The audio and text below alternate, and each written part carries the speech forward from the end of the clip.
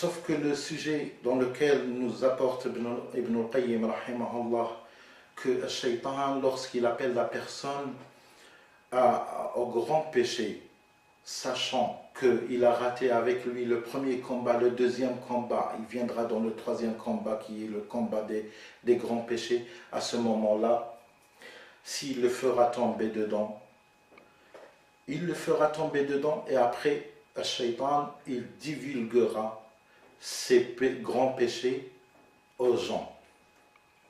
Il le fera propager aux gens. Comme a dit Ibn al-Qayyim, rahimahullah, surtout si cette personne-là était un prêcheur ou bien était un grand savant parmi les gens, un grand savant du droit chemin, une grande personne qui appelait les gens au droit chemin.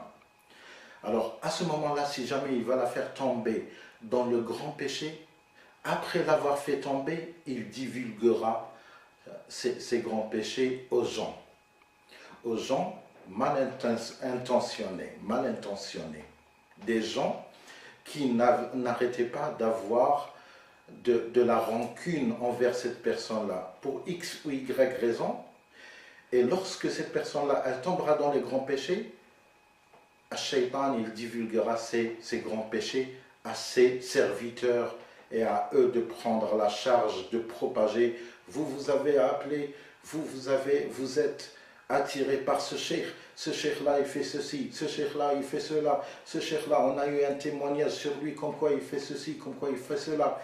Et après ils vont utiliser même le côté religieux de la mise en garde. C'est comme si Ibn al-Qayyim, rahimahullah, il est en train de vivre parmi nous. Et Ibn al-Qayyim, rahimahullah, il nous raconte comme quoi ces grands péchés-là, Allah, il les pardonnera à cette personne-là.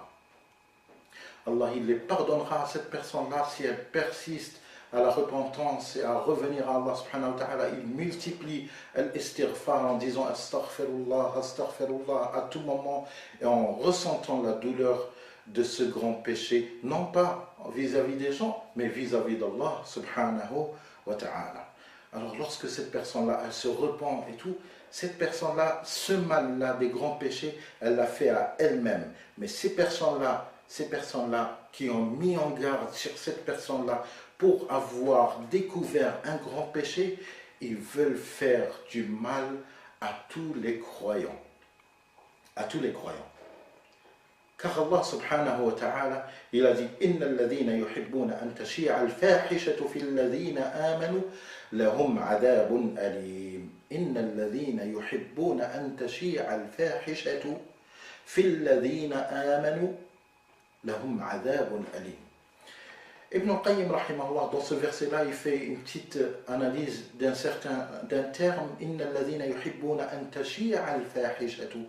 Ceux qui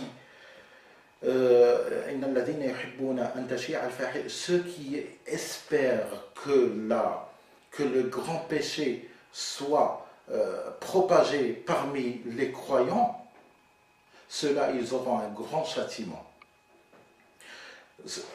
Dans ce verset-là, Allah, il a mis en garde comme quoi ces personnes-là auront un grand châtiment. Ceux qui espèrent que le grand péché sera propagé. Ibn al-Qayyim nous dit, alors imaginez ceux qui ont été la cause de la propagation de ce grand péché sur cette personne-là, sur les croyants. Ça, c'est la gravité de la chose.